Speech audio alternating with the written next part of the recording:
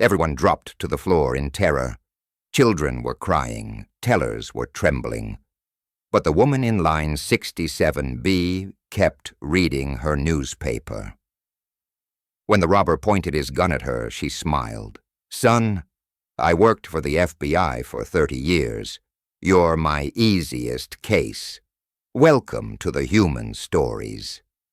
Before we begin this powerful story of calmness, hidden experience, and unforgettable heroism, please tell us in the comments which city you're watching from today.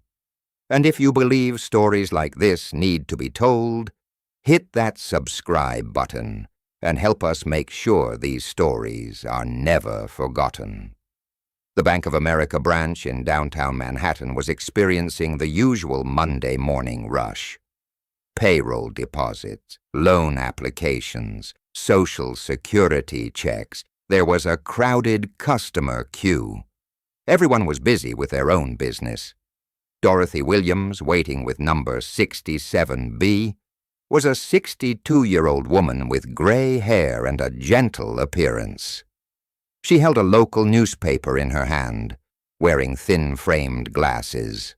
She was calmly reading the news. She looked like a typical retiree.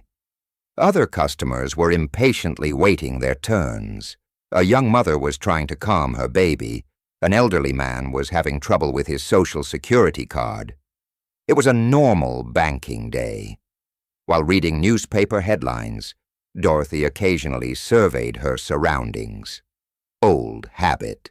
She noticed the positions of security cameras, exit doors, the behavior of bank staff, the reflexes of someone who had worked 30 years for the FBI never fade. But nobody knew who Dorothy really was. Since retiring, she had been living a quiet life, spending time with grandchildren, reading books, tending to her garden. The past was behind her. At 10:30 a.m., 3 people entered through the bank doors. At first, they seemed like normal customers. But Dorothy's experienced eyes immediately noticed there was tension in their movements.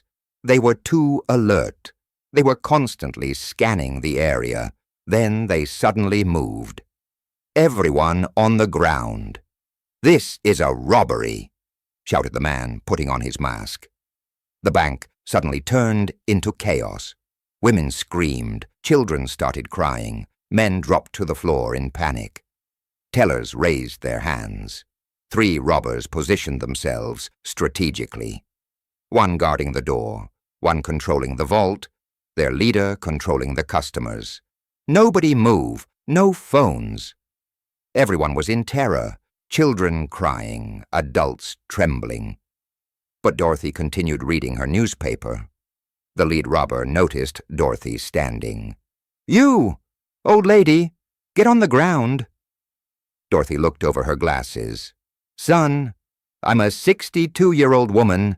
If I get down, I can't get back up." The robber angrily pointed his gun at her. "You're not going to get down." Dorothy calmly folded her newspaper. "I'm not getting down." The room froze. Everyone held their breath. Was this woman crazy? Last time I'm saying this. Get on the ground. Dorothy took off her glasses, cleaned them, put them back on. "Son, I worked for the FBI for 30 years.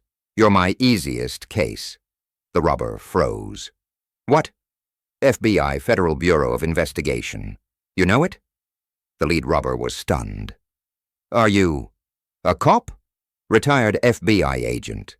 Special unit. Hostage negotiator. For 30 years I talked to people like you." The other 2 robbers had also stopped. This was an unexpected development. "You're lying. You're just an ordinary old woman." Dorothy smiled. "That's how I look, isn't it? That was my biggest advantage in this job. Nobody expects an old woman to be an FBI agent." The lead robber was confused, but didn't lower his weapon. Dorothy continued. "Now, what's your name, son? Who are you to ask my name? Hostage negotiator. My job is talking to people. I want to talk to you, too." The surrounding customers watched Dorothy in amazement. This woman was actually challenging the robbers. "Listen," Dorothy said, "this job always ends the same way. Either you surrender, or police come and catch you.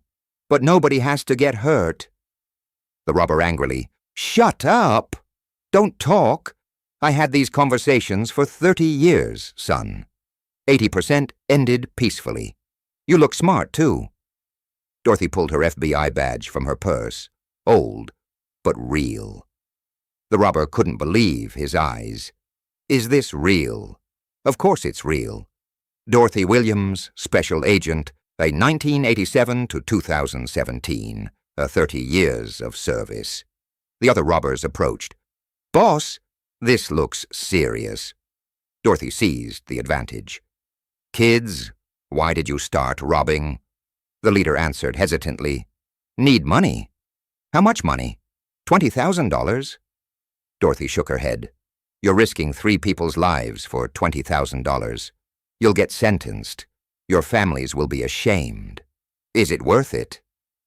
"Sit here, son," Dorothy said, pointing to the chair. "Let's talk." The robber was surprised, but sat down. "Are police coming?" "They haven't been called yet. But they will be. Now we have time." Dorothy offered the water bottle from her bag.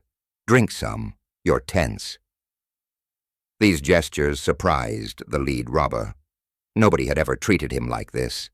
"What's your name?" Dorothy asked again. This time came the answer. "Marcus." "How old are you, Marcus?" 24. "You're a young man. Why did you get into something like this?" Marcus hung his head. "Can't find work. My family's in debt. There was no other way." Dorothy nodded understandingly. "I understand. But this isn't the way. This is making the problem bigger." "Marcus," Dorothy said, "do you know how many robbers I encountered at the FBI? How many? Hundreds. All of them said the same thing as you. No money, unemployed, had to do it. But none of them solved their problems this way. Then how did they solve them? They surrendered, asked for help. The system helped them." Marcus looked skeptically. "System? What system?" "Social services, employment office, loan support programs. Easier ways than committing crimes." The other 2 robbers had also approached and started listening. Dorothy continued, "You'll serve 10 years in prison for $20,000. In those 10 years, you could have worked and earned $200,000. The math was simple, but effective. "Marcus, call your family. If your parents love you, they don't want you in this business." Marcus's eyes welled up. "My mom is sick. Need money for surgery. Hospitals have debt restructuring. There's government assistance. No need to commit crimes." Dorothy pulled out a business card from her bag. "This is my former supervisor. Now works in social services. You can call him." This unexpected approach deeply affected Marcus. "Are you really thinking about me?" "Of course. You're someone's son, too. I'm also a mother." At that moment, police sirens started approaching the bank. "Marcus, decision time? Fight with police or surrender peacefully?" Marcus looked at his friends. "Guys, this woman is right." "Boss, what do you mean she's right? We're risking our lives for $20,000. We'll go to prison. Our families will be disgraced." Dorothy intervened. "Kids, put your weapons down. When police come, I'll speak for you." "Will you really speak for us?" "I have 30 years of experience. I'll help you." The 3 robbers looked at each other. Then leader Marcus made his decision. He put his gun down. "We surrender." The other 2 did the same. The room filled with applause. Customers stood up. They applauded Dorothy heroically. When police arrived, the situation was resolved. 3 robbers surrendered calmly. Nobody was hurt. Police captain approached Dorothy. "Ma'am, how did you resolve this situation?" Dorothy adjusted her glasses. Captain, I'm a retired FBI agent. I worked as a hostage negotiator for 30 years. The captain was surprised. Really? You didn't show it at all. That was my secret in this job. Nobody expects an agent from an old woman. As Marcus was being handcuffed, he approached Dorothy. Ma'am, will you keep your word? Of course. When your lawyer comes, I'll talk to you. I'll also help with your mother's surgery. Marcus's eyes filled. Thank you. You're an angel. No, son. I'm just someone experienced. The next day, newspapers headlined the story. Retired FBI agent stops bank robbery. Dorothy was sitting at home reading her news. Her phone rang. The police commissioner was calling. Mrs. Williams, we'd like to meet with you. Would you like to work as a consultant? I'm retired, Commissioner. This case showed that your experience is very valuable. You could teach young people. Dorothy thought, okay, I'll come one day a week, but only negotiation classes. Deal.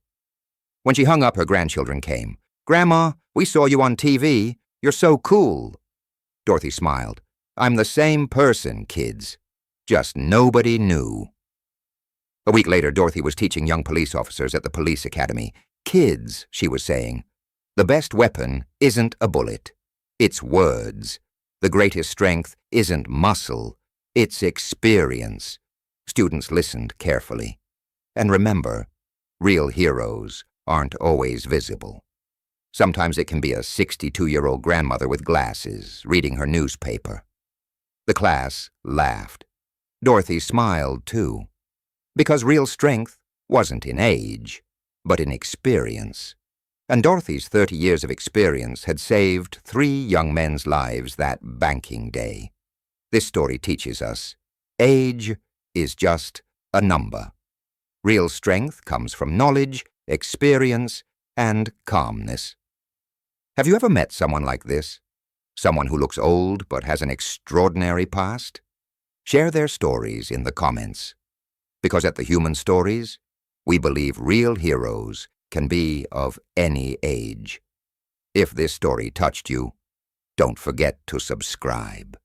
The stories of people like Dorothy Williams should be told everywhere.